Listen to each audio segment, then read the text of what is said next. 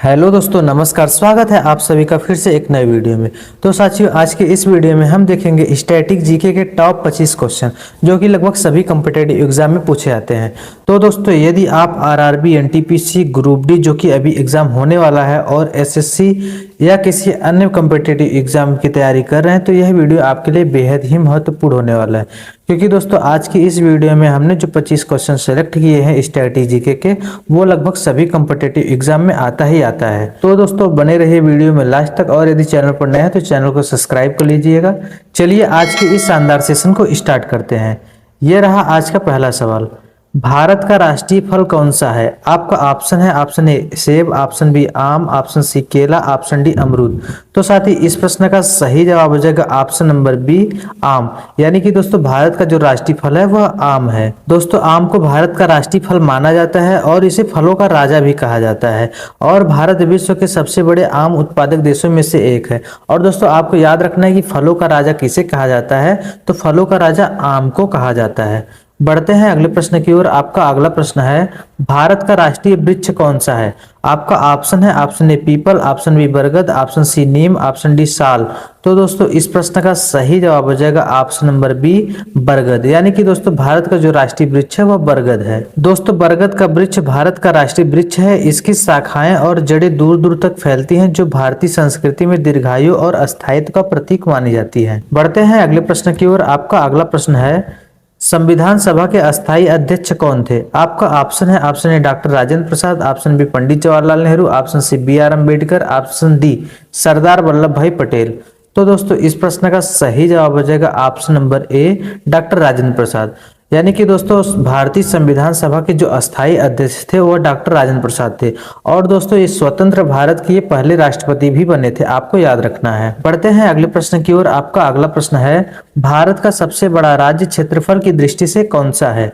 आपका ऑप्शन है, option A Uttar Pradesh, option B Madhya Pradesh, option C Maharashtra, option D Rajasthan.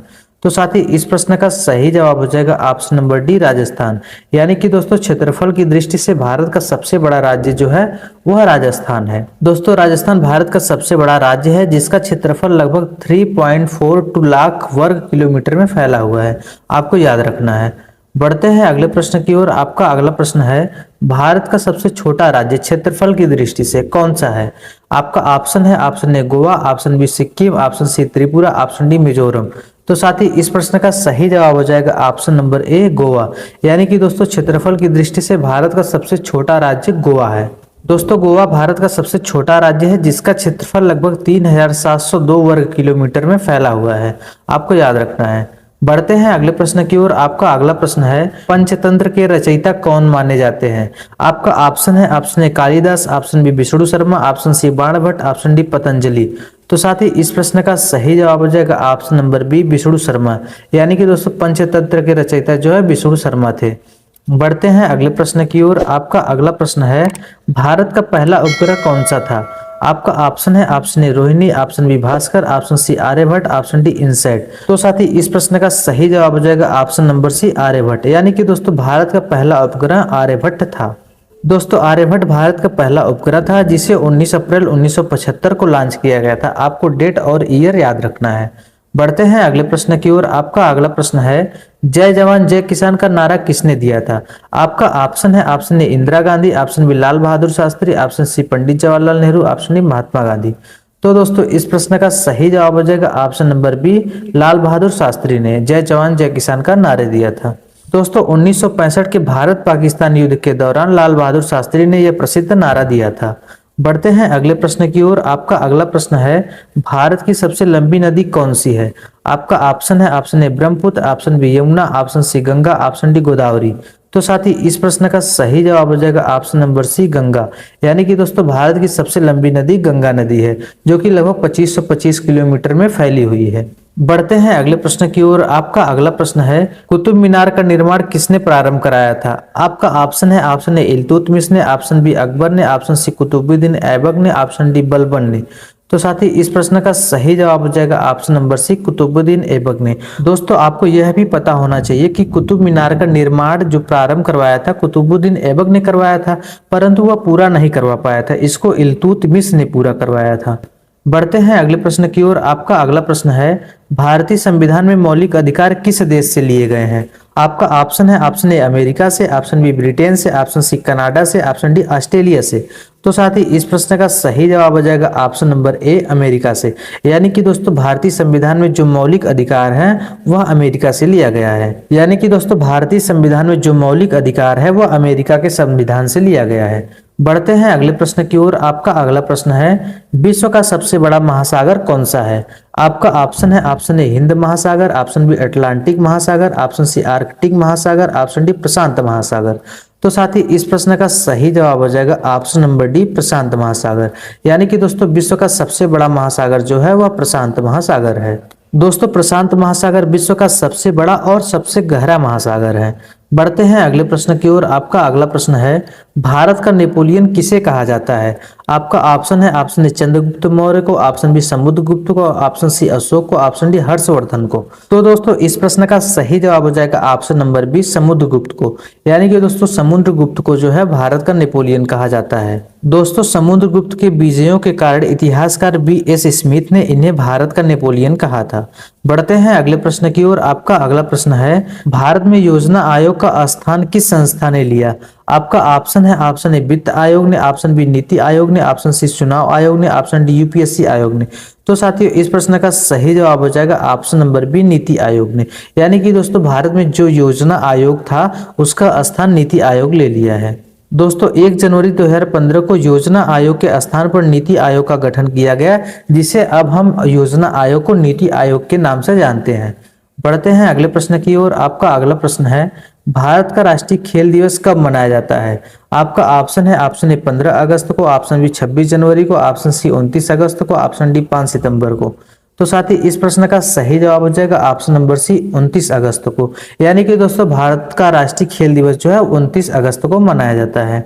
दोस्तों हॉकी के जादूगर मेजर ध्यानचंद की जयंती पर 29 अगस्त को राष्ट्रीय खेल दिवस मनाया जाता है, आपको याद रखना है। बढ़ते हैं अगले प्रश्न की ओर। आपका अगला प्रश्न है, ताजमहल किस नदी के किनारे स्थित है? आपका ऑप्शन है, ऑप्शन ए गंगा नदी के, ऑप्शन बी यमुना नदी के, ऑप्शन सी गोमती नदी के, ऑप्शन डी चंबल नदी के। तो साथ ही इस प्रश्न का सही जवाब हो जाएगा ऑप्शन नंबर बी यमुना नदी के। यानी कि दोस्तों ताजमहल जो है वह यमुना नदी के किनारे आगरा में स्थित है। बढ़ते हैं अगले प्रश्न की ओर। आपका अगला प्रश्न है, सारे जहां से अच्छा गीत किसने लिखा है? आपका ऑप्शन है, option A Bankim Chandra Chattopadhyay, option B Mohammad Iqbal, option C Rabindranath Thakur, option D Munshi Premchand. तो दोस्तों इस प्रश्न का सही जवाब हो जाएगा option number B Mohammad Iqbal. यानी कि दोस्तों सारे जहां से अच्छा हिंदुस्तान हमारा जो गीत है वो मोहम्मद इकबाल के द्वारा लिखा गया था। बढ़ते हैं अगले प्रश्न की ओर। आपका अगला प्रश्न है, भारत का पहला गवर्नर जनरल कौन था? आपका ऑप्शन है, option A Lord Canning, option B Lord Mountbatten, option C Warren Hasting, option D William Bentinck. तो दोस्तों इस प्रश्न का सही जवाब हो जाएगा option number C Warren Hasting. यानी कि दोस्तों भारत का पहला गवर्नर जनरल जो है वह वारेन हेस्टिंग था। दोस्तों 1773 के रेगुलेटिंग एक्ट के बाद वारेन हेस्टिंग भारत का पहला गवर्नर जनरल बना था। बढ़ते हैं अगले प्रश्न की ओर। आपका अगला प्रश्न है, यूनेस्को का मुख्यालय कहाँ स्थित है? आपका ऑप्शन है, ऑप्शन ए न्यूयॉर्क में, ऑप्शन बी जिनेवा में, ऑप्शन सी पेरिस में, ऑप्शन डी वियना में। तो साथ ही इस प्रश्न का सही जवाब हो जाएगा ऑप्शन नंबर सी पेरिस में। यानी कि दोस्तों यूनेस्को का जो मुख्यालय है वह पेरिस में स्थित है। बढ़ते हैं अगले प्रश्न की ओर। आपका अगला प्रश्न है, भारतीय संसद के कितने सदन हैं? आपका ऑप्शन है, option A 1, option B 2, option C 3, option D 4। तो साथ ही इस प्रश्न का सही जवाब हो जाएगा ऑप्शन नंबर बी 2। यानी कि दोस्तों भारतीय संसद के 2 सदन है, एक राज्यसभा और एक लोकसभा। बढ़ते हैं अगले प्रश्न की ओर। आपका अगला प्रश्न है, विश्व का सबसे ऊंचा पठार कौन सा है? आपका ऑप्शन है, ऑप्शन ए दक्कन का पठार, ऑप्शन बी तिब्बती पठार, ऑप्शन सी पोटोहार पठार, ऑप्शन डी ईरानी पठार। तो साथ ही इस प्रश्न का सही जवाब हो जाएगा ऑप्शन नंबर बी तिब्बती पठार। यानी कि दोस्तों विश्व का सबसे ऊंचा पठार जो है वह तिब्बती पठार है। दोस्तों तिब्बती पठार को विश्व की छत भी कहा जाता है, आपको याद रखना है। बढ़ते हैं अगले प्रश्न की ओर। आपका अगला प्रश्न है, भारत में हरित क्रांति के जनक कौन कहलाते हैं? आपका ऑप्शन है, option A M S. Swaminathan, option B Verghese Kurien, option C Homi Bhabha, option D Vikram Sarabhai. तो साथ ही इस प्रश्न का सही जवाब हो जाएगा option number A, M S. Swaminathan, जो कि भारत में हरित क्रांति के जनक माने जाते हैं। दोस्तों, कृषि उत्पादन बढ़ाने में योगदान के कारण एम.एस. स्वामीनाथन को भारत में हरित क्रांति का जनक कहा जाता है। बढ़ते हैं अगले प्रश्न की ओर। आपका अगला प्रश्न है, भारतीय संविधान में कुल कितनी अनुसूचियां हैं? आपका ऑप्शन है option A 10, option B 11, option C 12, option D 13। तो साथ ही इस प्रश्न का सही जवाब हो जाएगा ऑप्शन नंबर सी 12। यानी कि दोस्तों, भारतीय संविधान में वर्तमान में कुल 12 अनुसूचियां हैं और भारत के मूल संविधान में 8 अनुसूचियां थी। दोस्तों, वर्तमान भारतीय संविधान में 12 अनुसूचियां हैं और मूल संविधान में 8 अनुसूचियां थी, आपको याद रखना है। बढ़ते हैं अगले प्रश्न की ओर। आपका अगला प्रश्न है, अजंता की गुफाएं किस राज्य में स्थित हैं? आपका ऑप्शन है ऑप्शन ए मध्य प्रदेश में, ऑप्शन बी महाराष्ट्र में, ऑप्शन सी गुजरात में, ऑप्शन डी कर्नाटक में। तो साथ ही इस प्रश्न का सही जवाब हो जाएगा ऑप्शन नंबर बी महाराष्ट्र में। यानी कि दोस्तों, अजंता की गुफाएं जो है वो महाराष्ट्र में स्थित हैं। दोस्तों, अजंता की गुफाएं महाराष्ट्र के औरंगाबाद जिले में स्थित हैं और बौद्ध कला के लिए प्रसिद्ध है। तो दोस्तों, आज के इस प्रश्न के साथ यह वीडियो समाप्त होती है और मैं आशा करता हूँ कि यह वीडियो आपको पसंद आई होगी।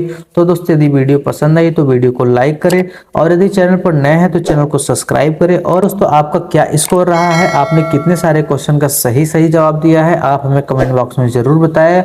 और यदि इस क्लास का पीडीएफ चाहिए तो आप हमारे टेलीग्राम चैनल से जुड़ सकते हैं, जिसका लिंक डिस्क्रिप्शन में दिया गया है। तो दोस्तों, आप अपनी तैयारी को कंटिन्यू रखिए। मिलते हैं किसी नेक्स्ट वीडियो में, तब तक के लिए जय हिंद।